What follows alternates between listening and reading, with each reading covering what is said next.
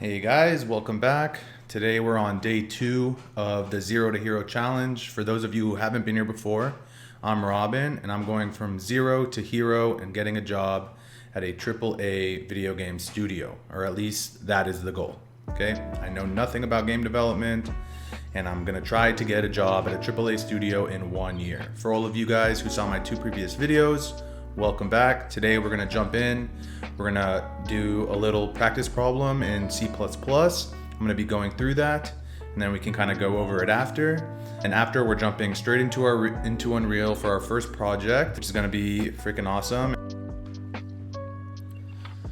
So jumping right in, I didn't get off to a good start this week. I had to stay late for work most days, and on Monday I had family come into town, which made Monday a zero progress day for me.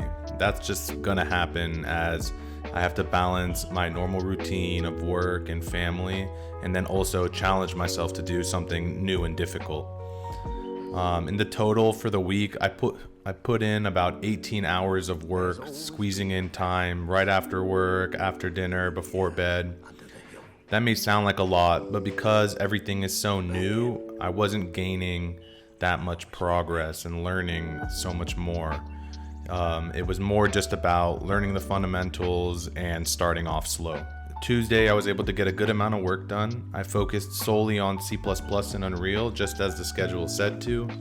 I did a problem to reverse a string in C++. For this problem, I started off in Visual Studio, which is where I'll actually be coding when I'm working on games, but found out that I wasn't exactly sure how I could compile the problem and then send the answer to this website.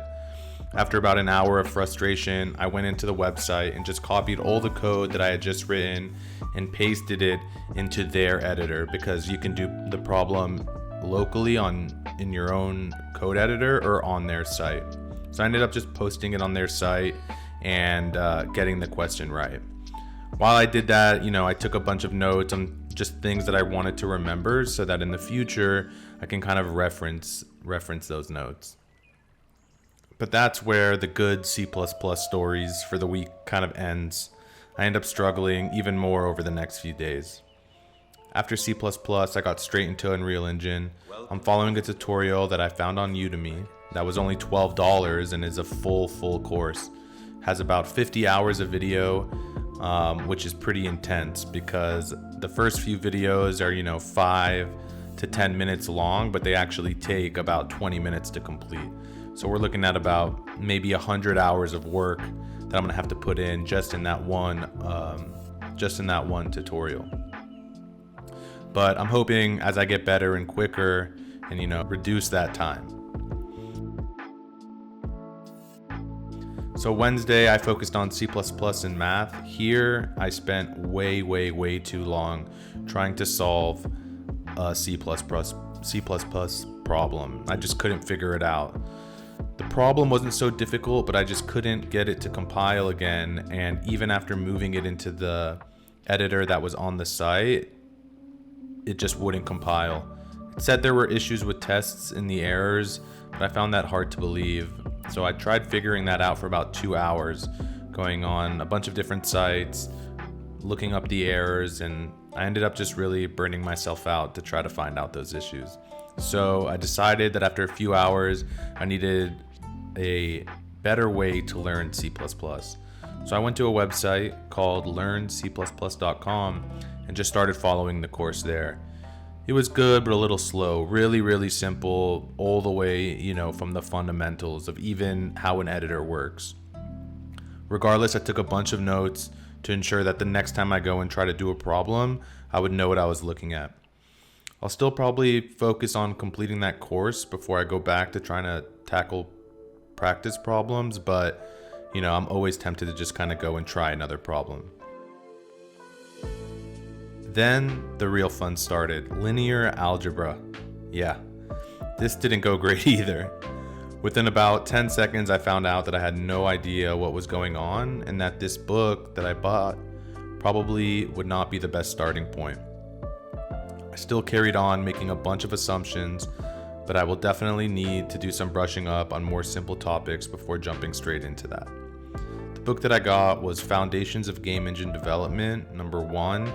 that focuses on mathematics. They have another book also that focuses on, I think, rendering or physics. So I'm hoping that I get some good value out of these books so that in the future I can get the other books as well.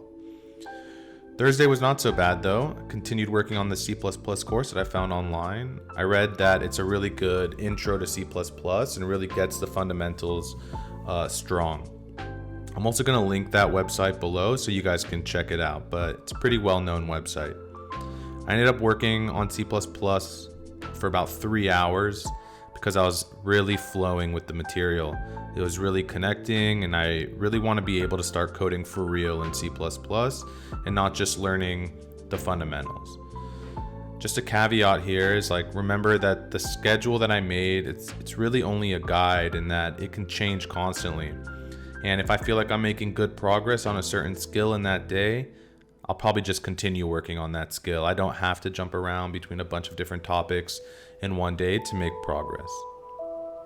Friday was good as well. I decided to take Friday just to brush up on my math. I was also still pretty excited to be working with math because I haven't done it in years. I'm using Khan Academy to freshen up on algebra and trigonometry so that I can move right back to linear algebra as soon as possible. But I'm not totally off linear algebra. I bought another textbook that covers linear algebra, but from a non-game development perspective.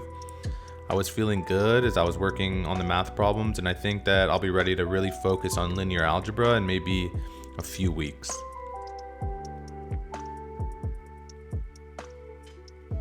So that sums up my entire week.